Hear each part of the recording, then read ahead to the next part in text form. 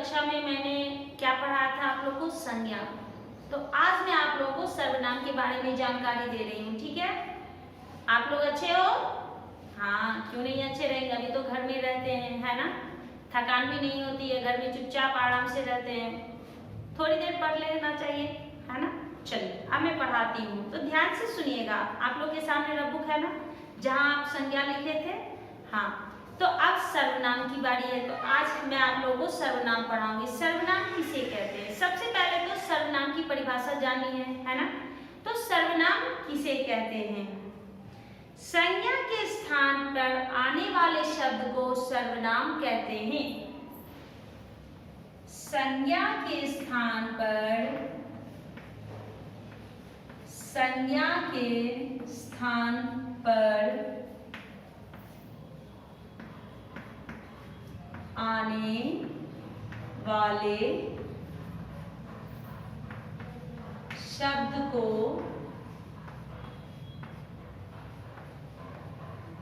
सर्वनाम कहते हैं।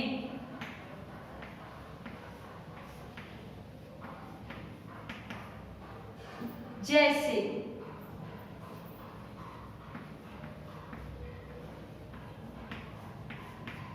मैं,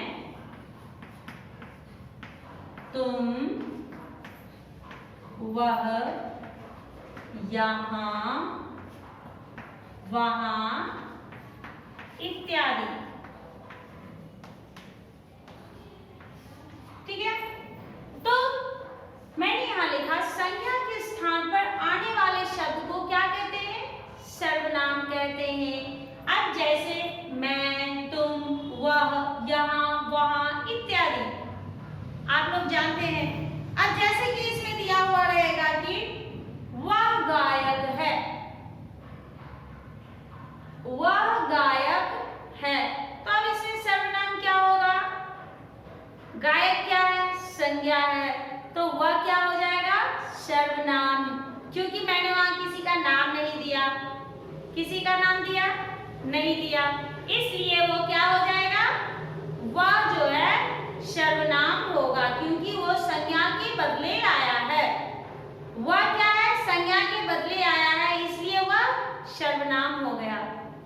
ठीक है? अब हम आगे पढ़ते हैं। सर्वनाम कितने प्रकार के होते हैं? सर्वनाम 6 प्रकार के होते हैं।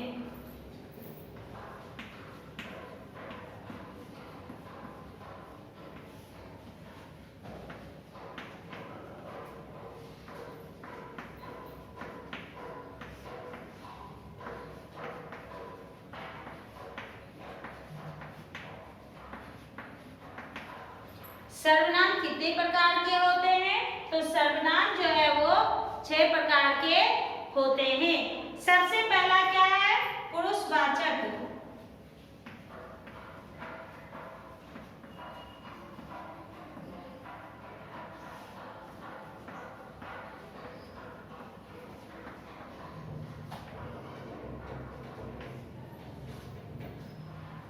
पुरुषवाचक के बाद क्या है? निश्चयवाचक।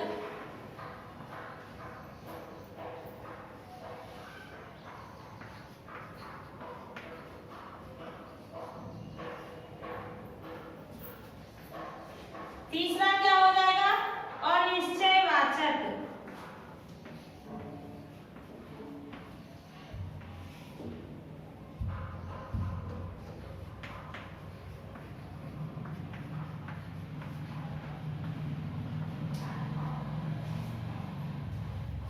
चौथा क्या हो जाएगा?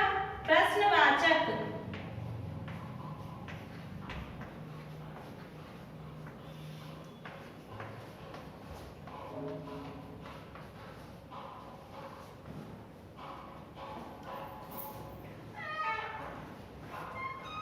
पांचवा क्या हो जाएगा? संबंधवाचक।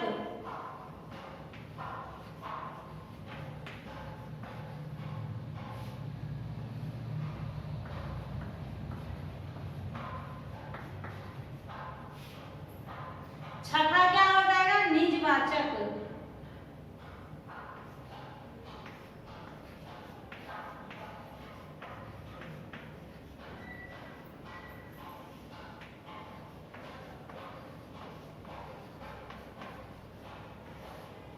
है ना।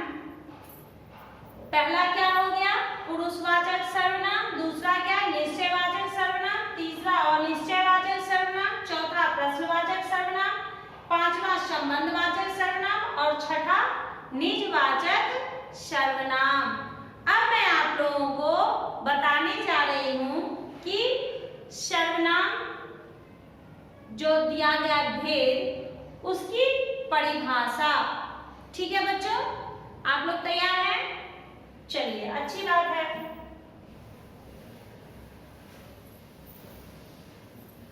अब सबसे पहले है पुरुषवाचक सर्वनाम।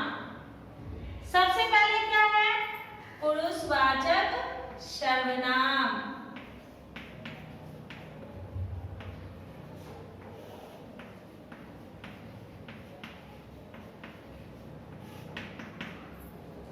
पुरुषवाचक सर्वनाम में किसी व्यक्ति के लिए प्रयोग होने वाला सर्वनाम जो है पुरुषवाचक सर्वनाम कहलाता है। किसी व्यक्ति के लिए जो प्रयोग किया जाता है वो पुरुषवाचक सर्वनाम कहलाता है। अब इसमें भी 3 पुरुष होते हैं, उत्तम पुरुष, मध्यम पुरुष, अन्य पुरुष। उतना आपको पढ़ने की आवश्यकता अभी नहीं है, केवल आप ये जान लीजिए कि इसके भी 3 भेद होते हैं, उत्तम पुरुष, मध्यम पुरुष और प्रथम पुरुष।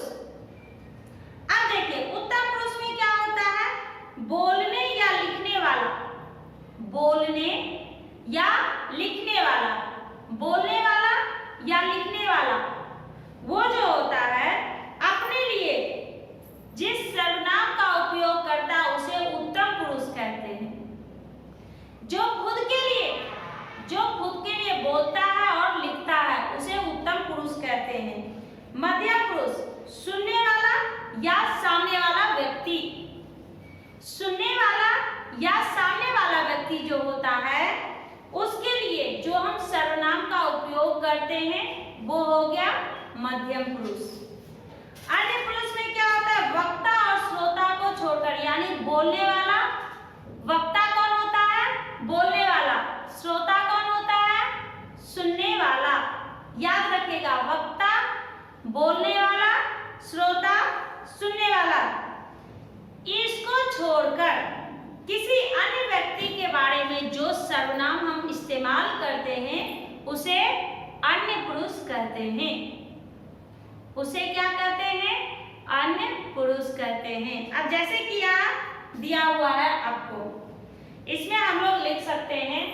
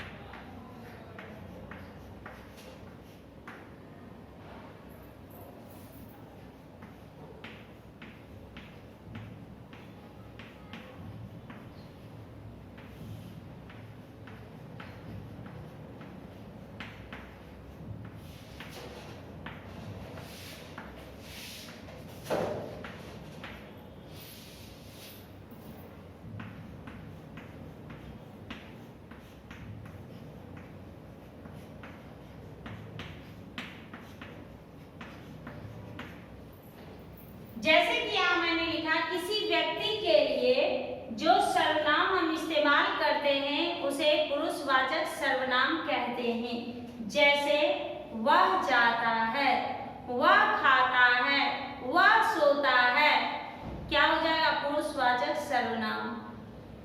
समझ गए? अब हम लोग लिखेंगे निश्चयवाचक सर्वनाम। पुरुषवाचक सर्वनाम के बाद क्या निश्चयवाचक सर्वनाम।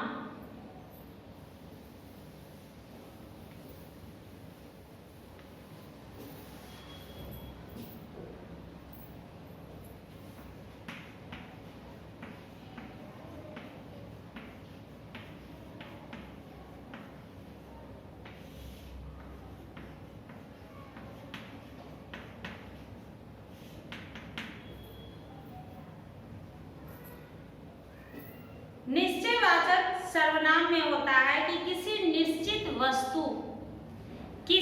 निश्चित वस्तु या व्यक्ति की ओर जो संकेत करता है उसे निश्चयवाचक सर्वनाम कहते हैं। जो किसी व्यक्ति या वस्तु की ओर संकेत करता यानी इशारा करता है।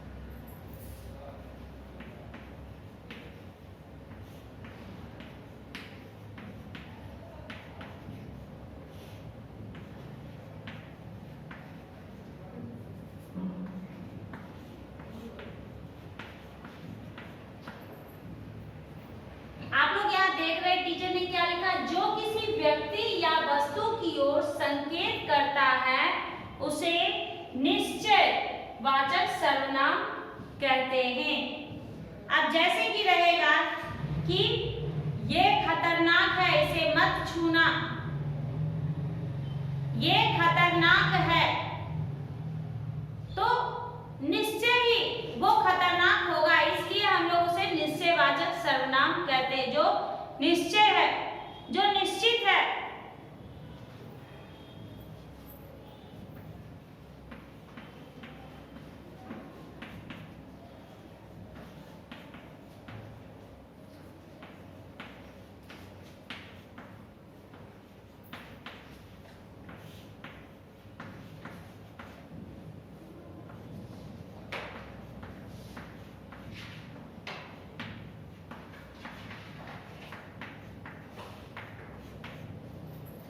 ये निश्चित है इसलिए कह रहा है कि इसे तुम नहीं छूना, ये खतरनाक है। समझ गए? अब हम लोग पढ़ेंगे अनिश्चयवाचक सर्वनाम।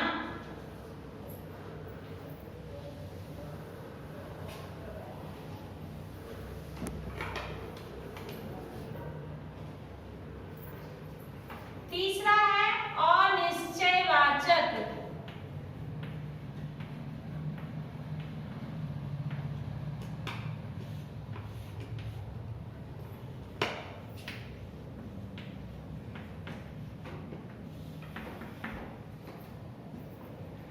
अब इसमें कहते हैं कि जिस सर्वनाम से किसी वस्तु या प्राणी के अनिश्चय का ज्ञान हो उसे अनिश्चयवाचक सर्वनाम कहते हैं। जैसे कि शायद कोई आया, मैं जान नहीं रही हूं इसलिए मैं बोल रही हूं कि शायद कोई आया, ये नहीं मालूम है कि कौन आया, इसलिए हम उसे क्या बोलते हैं? अनिश्चयवाचक। शायद कोई आया, अनिश्चयवाचक। अब जैसे कहेंगे क्या, दरवाजा खोलो देखो पापा आ गए, तो क्या होगा कि वो निश्चयवाचक होगा, क्योंकि मुझे मालूम है कि वो आ गए हैं, इसलिए वो निश्चयवाचक सर्वनाम होगा। और अनिश्चय में जिसमें कि किसी चीज का पता ना हो, जिस सर्वनाम से किसी वस्तु या प्राणी का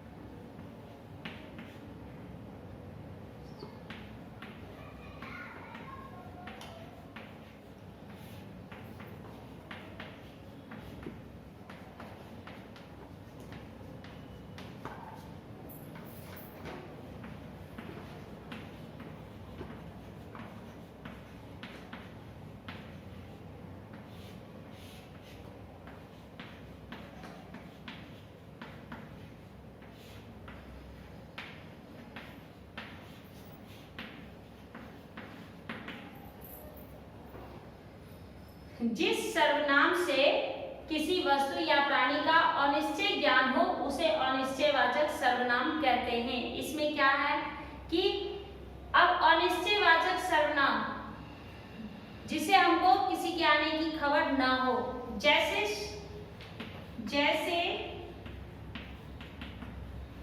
शायद कोई आया है। अब आगे है प्रश्नवाचक सर्वनाम। प्रश्नवाचक में क्या हो जाता है, प्रश्नों की जगह आए शब्द को प्रश्नवाचक सर्वनाम कहते हैं, जो कि क्वेश्चन मार्क लगा हुआ है।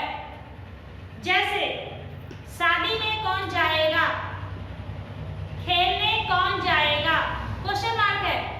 ये मालूम नहीं है कि कौन जाएगा कौन नहीं जाएगा, क्वेश्चन मार्क है, इसलिए वो क्या हो जाएगा, प्रश्नवाचक सर्वनाम।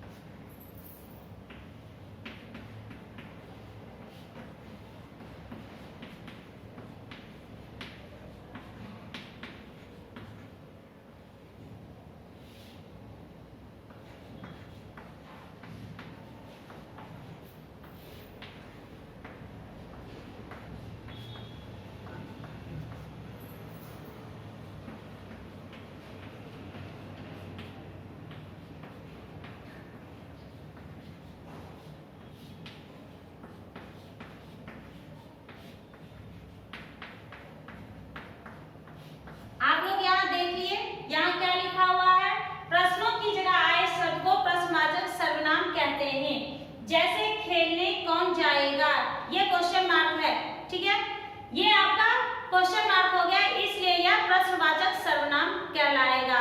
समझ गए? आप लोगों को तो लिखा हुआ है, इसलिए टीचर बोल रही है इस तरह से, ताकि आप लोग एक बार उसे दोहरा सके। आगे क्या दिया गया है, संबंधवाचक।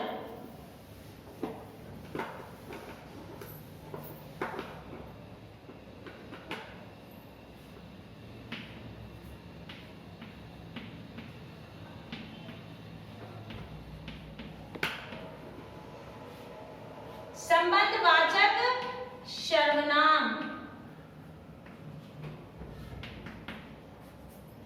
अब संबंधवाचक सर्वनाम में जो सर्वनाम किसी अन्य उपवाक्य में प्रयुक्त संज्ञा या सर्वनाम के साथ, जो कि संज्ञा या सर्वनाम के साथ संबंध रखता हो, जो संज्ञा और सर्वनाम के साथ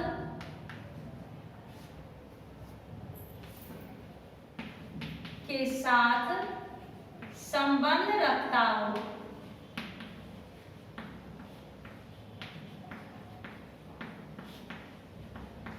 उसे संबंधवाचक कहते हैं।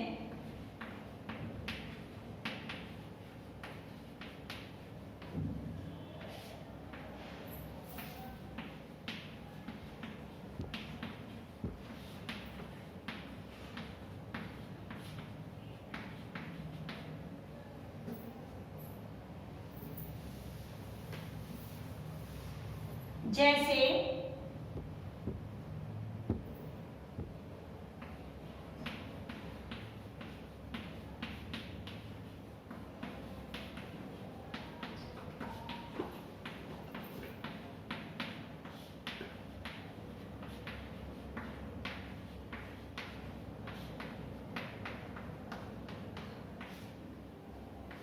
जो जाप करेगा वह मुक्ति पाएगा। आप लोग इसे अच्छी तरह से पढ़ करके याद करके आइएगा। होमवर्क आप लोगों का रहा